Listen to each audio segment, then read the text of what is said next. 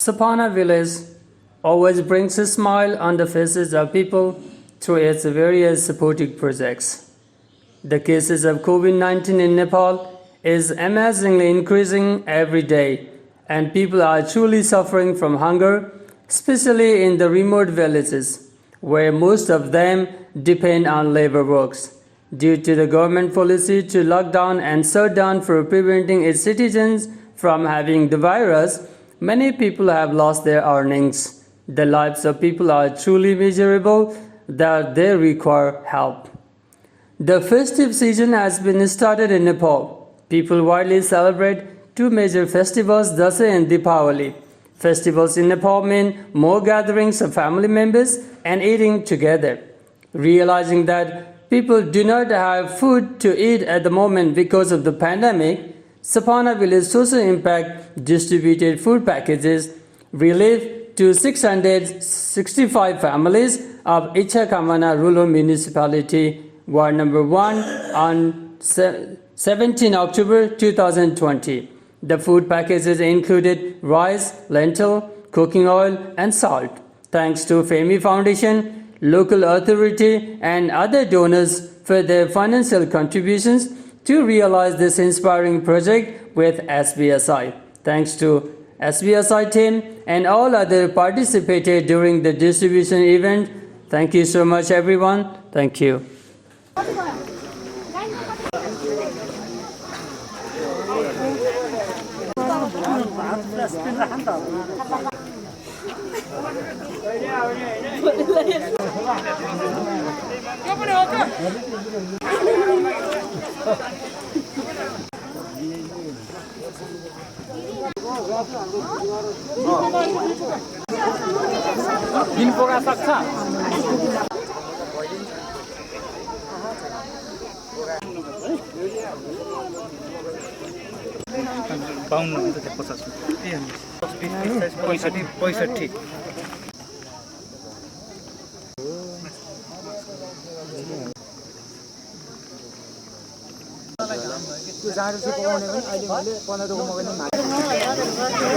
धेरै बेर पुर्नु पर्यो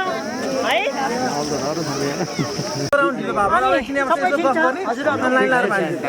ठीक छ सर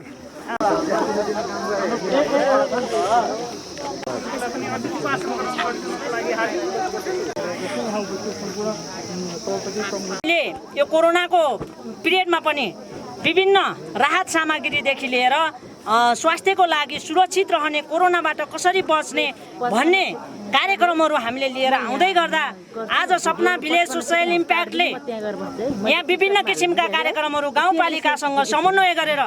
आफ्नो घर आफै सफा राख्ने कार्यक्रमदेखि लिएर अब आर्थिक उन्नतिको लागि कृषिमा क्रान्ति गर्नुपर्छ भनेर बोट बिरुवाहरू जुन फलफुलका बिरुवाहरू चाहिँ वितरण गर्ने कार्यक्रमदेखि लिएर यहाँका चाहिँ नागरिकहरूलाई आमाहरूलाई दिदीबहिनीहरूलाई दाजुभाइहरूलाई एउटा एकता गरेर यहाँको चाहिँ समृद्धिको लागि यहाँ विकास गर्नुपर्छ भनेर गाउँपालिकासँग एउटा सपना लिएर ध्रुवजीले चाहिँ लिएर आउनुभएको छ। हामीले स्वागत गरेका छौँ। उहाँहरूलाई संरक्षणका साथ उहाँहरूलाई काम गर्ने वातावरण हामीले गरेका छौँ र यसै सन्दर्भमा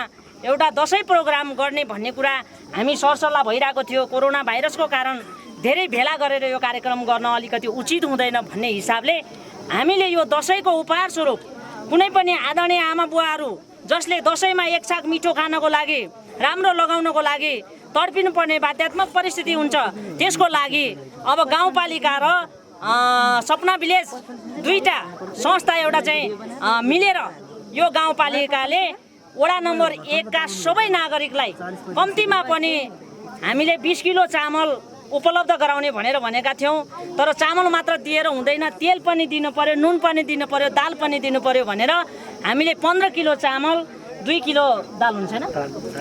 दाल र अनि तेल अनि नुन समेत तपाईहरुलाई यो दशैंको लागि आज यो दशैंको दिन पनि सुरु भइसकेको छ। आजबाट नवरात्रि सुरु भइसकेको अवस्था छ। तपाईहरुलाई दशैंमा एक छाक मिठो खानको लागि यो वितरण गरेका छौं। अघि नै हाम्रो सुजन भाइले भने जस्तै उहाँले भनिसक्नु भएको छ, चाडपर्वको बेला जाँडक्सी खाएर जुवा तास खेलेर भन्दा पनि आफ्नो परिवारमा थोरै भए पनि मिठो खाएर खुशियालीका साथ दशैं मनाउनको लागि यो कार्यक्रम आज हामीले राखेका छौं। तपाईहरुलाई यो धेरै बेरसम्म कुर्नु पर्ने हो। मैले चाहिँ त्यहाँ यो कार्यक्रममा मात्रै गरिदिनु नुन दिनु सरले दाल दिनु भाइ एकछिन उहाँलाई नुन छ अब यहाँबाट ए तपाईँले गर्नु केही भएन अब यो तेल मेरो भाइले सगाइदिनु कस्तो लाग्यो दिदी रात पाउँदा के गर्नुहुन्छ यसपालिको दसैँ कसरी मनाउनुहुन्छ के भन्नुहुन्छ अनि तपाईँले के भन्नुहुन्छ गाउँपालिका अध्यक्ष सपना भिलेजलाई गाउँपालिका सरकारहरूले भन्छ अनि सरहरूले यस्तो राम्रो गर्नुभयो राम्रै लाग्यो खुसी लाग्यो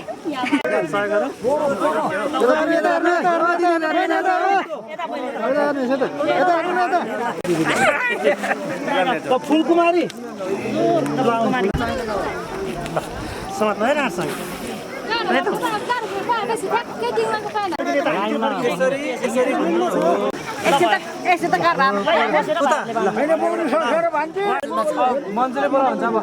कतिजनाले पुग्ला अहिले कतिजनाले पुग्ला कतिजना भन्ला मतलब हाम्रो अब 13 जना जानमा 6-7 छाक्ता पुग्ला हैन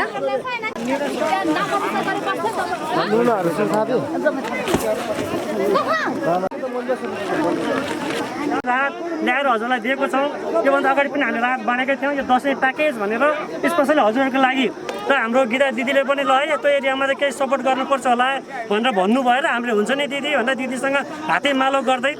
चाहिँ यो प्रोग्राम लिएर आयौँ र अहिले गर्दैछौँ सँगसँगै अर्को कुरा के भन्न चाहन्छु भने हामीले तुरुन्तै यही गाउँमा फेरि बोका बाँड्दैछौँ उन्नत जातका बोका तपाईँहरूलाई हामीले बाँड्दैछौँ किन बाँड्दैछौँ बोका योभन्दा अगाडि हामीले किन कागती सुन्तलाको बेरमा बाँड्यौँ त भन्दाखेरि हाम्रो यहाँ 3 वर्ष तपाईँको ठाउँमा आएर एउटा प्रोग्राम लिएर आएको छौँ त तपाईँलाई अलमोस्ट धेरै थाहै छ हामीले कम्पिटिसन गर्छौँ घर घर कम्पिटिसन गाउँ गाउँ कम्पिटिसन आमा समूहमा कम्पिटिसन स्कुलभित्र टिचर कम्पिटिसन र चाहिँ त्यसरी कम्पिटिसन गरेर हामीले प्राइज क्यास पैसा चाहिँ दिने गर्ने हाम्रो प्रोग्राम हो मेन 6 महिनामा हामीले रिजल्ट गर्नुपर्ने थियो यो भाइरसले गर्दाखेरि कोरोनाले गर्दाखेरि हामीले गर्न पाएनौँ त्यसको लागि हामी सरी छ हाम्रो तर्फबाट हामीले यो चाहेर पनि भएको होइन र हामीले प्रोग्राम गर्छौँ पनि फेरि छोडेको छैनौँ तर हामीले अहिले कागती र सुन्तलाको बेरमा अनि घाँसको बेरमा बाँडिसकेका छौँ र अब हामीले तुरुन्तै तपाईँहरूलाई बोका बाँड्दैछौँ उन्नत जातका बोकाहरू बाँड्दैछौँ त्यो बोका किन बाँड्छौँ भन्दा तपाईँहरूको घरमा अझै राम्रो उन्नत जातका बाख्राहरू हुन् बोकाहरू हुन् र त्यसलाई बेचेर पैसा कमाउन सकिन्छ भन्ने सँगसँगै हामीले मौरी पनि तपाईँहरूलाई गर्छौँ यो प्रोग्राम हाम्रो आउँदैछ आउने प्रोग्राम हो तर हामी हातेमालो गर्दै इच्छा कामना र हामी मिलेर हातेमालो गर्दै गर्ने प्रोग्राम हो भन्दै अब आजको प्रोग्राम है समाप्त भएको घोषणा गर्छु धन्यवाद सबैलाई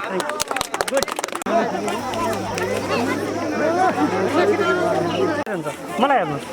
हजुरलाई यो अहिले चामल दिएको छौँ तेल छ नुन छ दाल छ हजुरलाई कस्तो लागिरहेको छ ल के भन्नुहोस् त राम्रै लाग्छ हामी रिसर्च मोमो बसेछ है हजुर लालीको रस्तो मोमो बसेछ है हामी ए लालीको समूहमा हुनुहुन्छ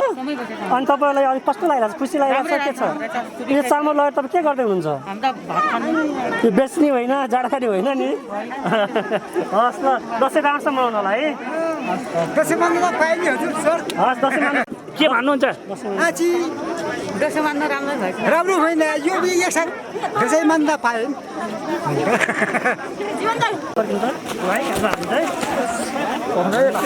दिदी के भन्नुहुन्छ राहत पाउनु भएको छ के भन्नुहुन्छ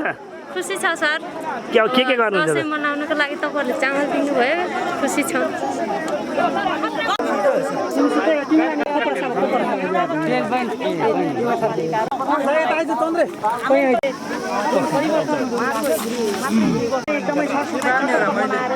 निपोत गरेर राखेको